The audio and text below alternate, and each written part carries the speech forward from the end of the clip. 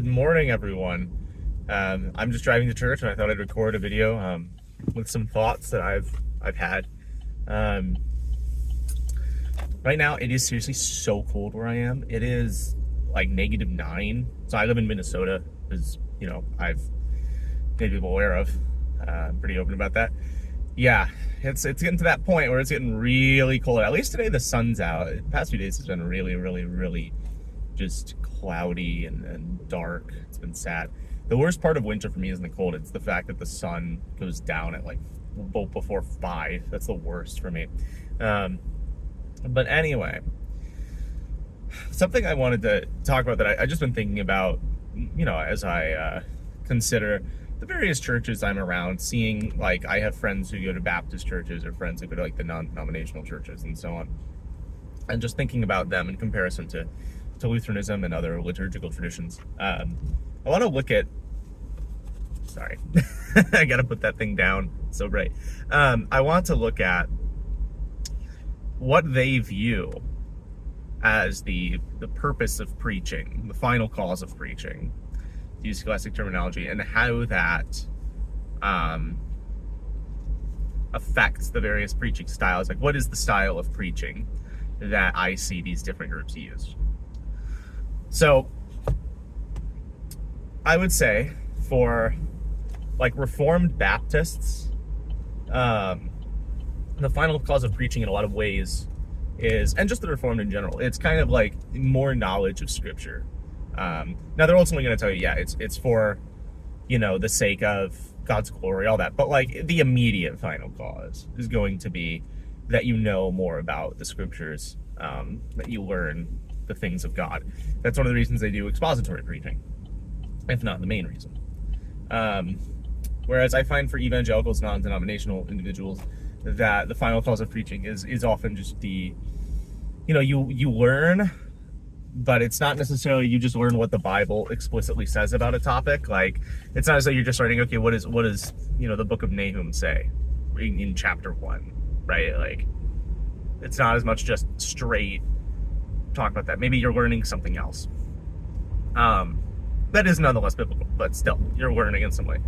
Whereas I find that the Lutheran and more historical approach isn't as much about just purely learning, like I have increased my knowledge base, as much as it is, you receive the law and the gospel, and it's kind of focused on what the you talk about. You look at the Reformed Baptists and such, they call it the application. Like, a lot of it is just straight up the application. I don't go into, and Lutherans I know don't go into, the sermon thinking, I am here to learn more about this very specific chapter. Now, of course, you do learn, right? But you don't go in saying, okay, these are the readings, and the homily is on this. What, context am I going to learn about from this? That's not really how we do it. We look at it more in the sense of, how will I receive the law and the gospel today? How will I be directed to Christ? And so I want to go over what I think the different preaching styles are, or the way that they select readings and kind of like prepare the sermons, because I do think that this shows some differences in the traditions and how they practice in important ways. So I actually want to start with the evangelical non-denominational topical view, or topical preaching habit. Now, not all do it. Like, you're going to find evangelicals who are more, quote, expository.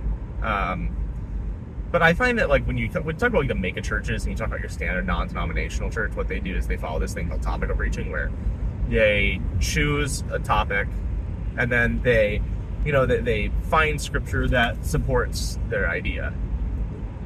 And to be fair to them, this isn't necessarily like, I'm not saying this is quote mining. I'm not saying they're always twisting things by definition. No, it's like, you could talk about, for example, the concept of joy in the scriptures. And when you find that notion of joy, and you want to discuss it, describe it, how the Christian has it, what it looks like, you cite various, passages, for example, of the epistles. You don't just have one passage, you have a variety of passages that support your main idea. Right? So they choose the topic first and foremost. and then from there they find texts to support them. I think there are some pros to this. I think there is some value to this kind of style. I think the primary value of this is that with the flexibility afforded, you have the ability to really meet the needs of the individual congregation. So like, you know, you could have churches that are a mile apart, for example, but they are different in that one of them, for example, had a longtime member who just, you know, died, frankly. And so one church can, you know, preach, for example, on the resurrection and say how he will be back and all that. One church can comfort its members through that preaching in a specific way. And I don't think this flexibility is found in the expository preaching. And to some extent, it's harder to do in the way the Lutherans do with the lectionary. And for that matter, again, the liturgical traditions. Now, when we look at the cons of topical preaching, I think it's fairly obvious insofar as it's like the consequences of having that flexibility. I think, one, there are tons of preachers who do the expository or the topical preaching. Sorry about this lighting changes, by the way. The sun is nice and bright. I love it, but you know, it's it's just shining in my eye. But anyway, sorry about that. With respect to the topical preaching, the cons of it, I think the flexibility can have some issues in that, you know, you can have like the mega church pastors like Stephen Furtick, Michael Todd, and so on, just preach on complete nonsense, just give motivational speeches that mean nothing, have nothing to do with Christian doctrine. And then they'll just like cite one verse that is taken out of context. They do it. I think with that in mind, you can just preach on basically anything you want. And, you know, in a way that people don't question you. You know, you could say to me, yeah, well, some people question it, but I mean, like, you see how many people show up to those churches, and you're getting enough people, in my mind, to where I won't say that you're being questioned significantly. And the thing is, like, I think a lot of the criticisms that we see of guys like Furtick and Todd is just their explicit heresies. I don't think too many people, besides like Stephen Kozar and others like him, are criticizing. You're just not really preaching anything of value. It's not simply, hey, you're being a heretic. You're just preaching nothing of value. You're not actually preaching the gospel, right? Now, I want to be very, very fair here. I am not saying that all who do the topical preaching are like this. I grew up in the topical preaching style, and it was not like that. I mean, were there times where it was like, this feels like a TED Talk? Yeah. But it wasn't quite, oh, we're just going to talk about something completely unrelated to Christianity every single week. Or we're going to talk about something that's like vaguely, you know, the therapeutic, moralistic deism, or however they say it. I wasn't just receiving that every week. Again, it's very easy also to twist texts. I think, like, the most obvious one to me is the one that Stephen Kozar, friend of the channel, has a long video on, which is, I believe it's either Proverbs 28:19 or 29:18. I want to say it's 28:19. You know, I could be wrong there, but it's basically this verse that says, you know, he who is without a vision will perish, or something like that.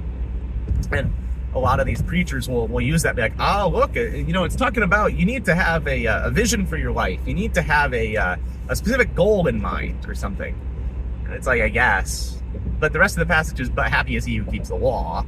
And so the clear meaning of the text, and especially in context, is, you know, some people without the guidance of God, the vision of the prophets and the law, will literally perish. But the one who keeps the law is happy, right? Like, that's the meaning of it. But these preachers, because they could just get away with basically not reading the text openly and just like choosing any topic they want and structuring everything around, you know, their desire in that way, they can just get away with it. It happens all the time. We see it a lot. Now, but again, you don't see this everywhere. I think this is really only thing in the mega churches. I don't see this in like your standard non-denominational churches. I will say, I just think that's an extreme example, but it is a very serious possibility considering how widespread it is among those big churches. I'm talking, Stephen Furtick, Michael Todd, Craig Rochelle is huge in this whole leadership thing. I think Kozar told me it's a leadership cult practically. All the guys in that whole network are like that. Now, turning to the expository preaching, that's the preaching that you see, especially in like Reformed and Reformed Baptist circles, where it's, hey, you just have a chapter of the text and you just like read it and you just explain what's going on. The primary benefit of this is I think it really, really, really takes away the ability for there to be explicit false preaching or false teaching. Now, there are times when it's like, yeah, you're technically teaching false doctrine if they interpret the text incorrectly, but I don't think it's as easy to like just teach complete nonsense as it is to just get a text wrong. Like, I think there's a difference between like, let's take an example here, right? Let's take John 6. Here's actually an example that Stephen Furtick himself does. John 6, as a Lutheran, I would say, even if this is not explicitly Eucharistic, which I actually think it is, but even if it's not explicitly Eucharistic, this is important for Eucharistic theology in that it definitely, in the most obvious way, foreshadows like everything there, and it should be used to expand our Eucharistic theology. Again, I'm not actually explicitly saying it has to be like totally talking about the Eucharist for you to do that. Purely, it just has to be implicit there, and I think even those who deny that it's a Eucharistic text explicitly will say, yeah, this nonetheless has Eucharistic undertones at the very least. You can have a Baptist, so you can have the Lutheran view, and Roman Catholics, I think they say that it is Eucharistic, and Orthodox the same. Again, I believe it's Eucharistic for a variety of reasons, but you can have that view, and then you can have like the Baptist or somebody else be like, well, no, it's not talking about that. And I'm like, I think you're wrong here, but I don't think it's just straight up like false preaching, And then there's Stephen Furtick, who one time he read through the passage and he started talking about how like the grass was nice and how God will prepare your way, and that it's like, what? Like, this has nothing to do with the point of the text. Like the fact that there's grass mentioned is just like, yeah, Jesus went over here and there was grass.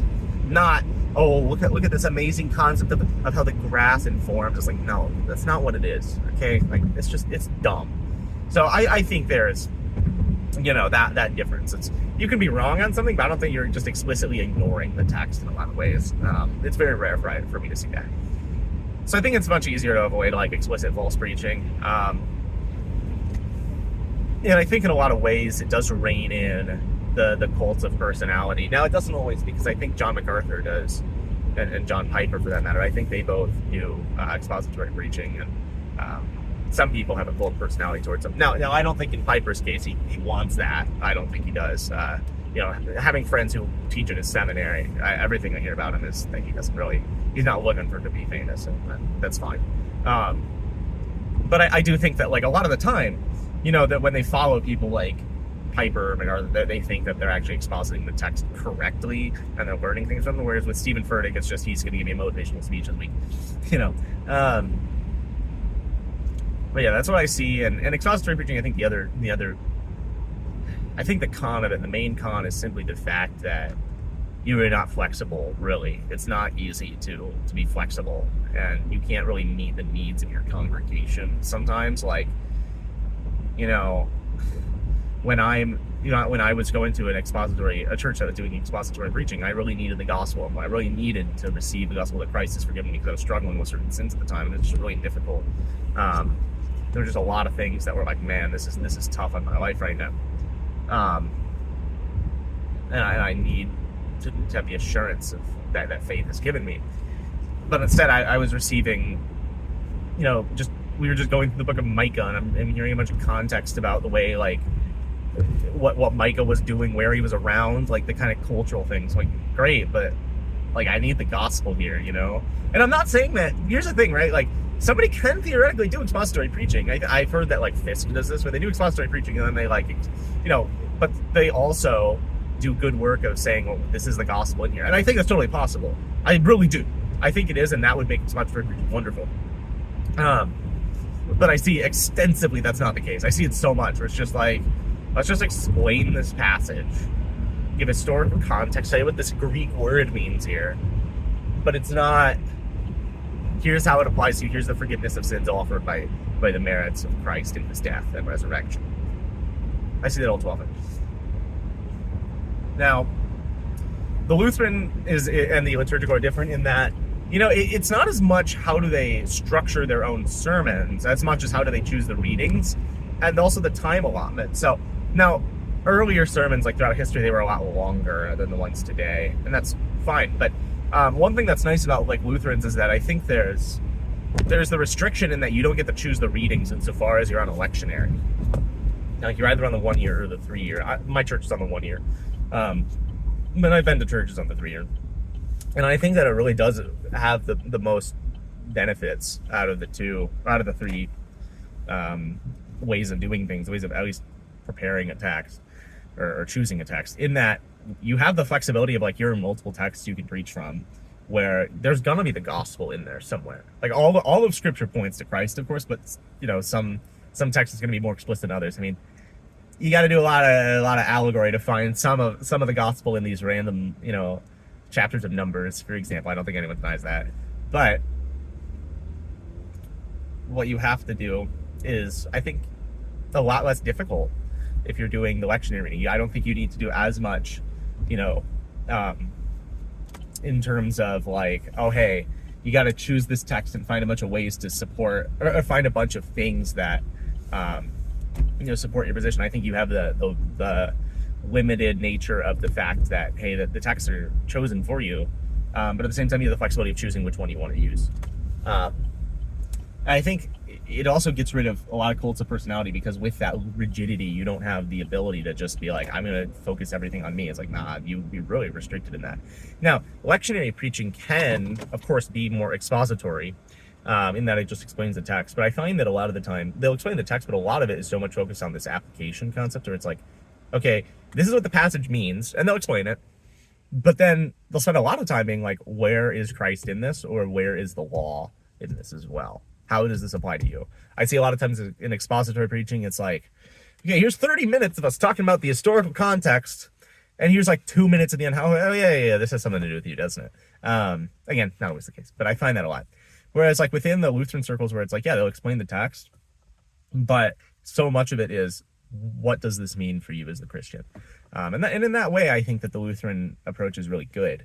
That, you can avoid that cult of personality by like just completely not even reading from the text that you find from the topical preachers, while also having the flexibility of these multiple texts that allow you to choose what is most important for my congregation. And then also, you're able to avoid, the whole like focusing way too much on purely, basically Bible study things, and applying it to your church. Something that I always tell people, like I remember I had a relative say to me, like, your sermon's only like 15 minutes. How do you learn something in there?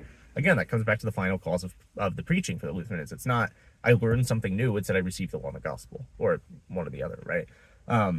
We have Bible study separate. Like I literally just parked, and right now I'm walking into my church's Bible study. I'm about to. So with that in mind, I got to get to Bible study. Thanks again for watching. Tell me what you guys think. Again, this is just some thoughts that I had as I reflect upon the different traditions that I see. And, these are broad statements. Someone can comment to me that their brothers, wives, sister-in-law, their sister-in-laws, cousins, bosses, roommates, best friend's daughter goes to an evangelical church and they're expository. And it's like, sure, that's not my point, dude. Like, I'm just speaking generally. So, well, thanks again. Let me know what you think. And just keep in mind that these are general statements. Hope you all have a nice day, and God bless. Bye. Hey, everyone. Thanks for watching another Scholastic Lutherans video. If you'd like to support us, you can follow us on Twitter at Gerhard's Ghost, or contribute on Patreon at Scholastic Lutherans. There you'll get access to our Telegram chat and other perks. Links can be found in the description. Subscribe, like, or leave a comment, and have a nice day.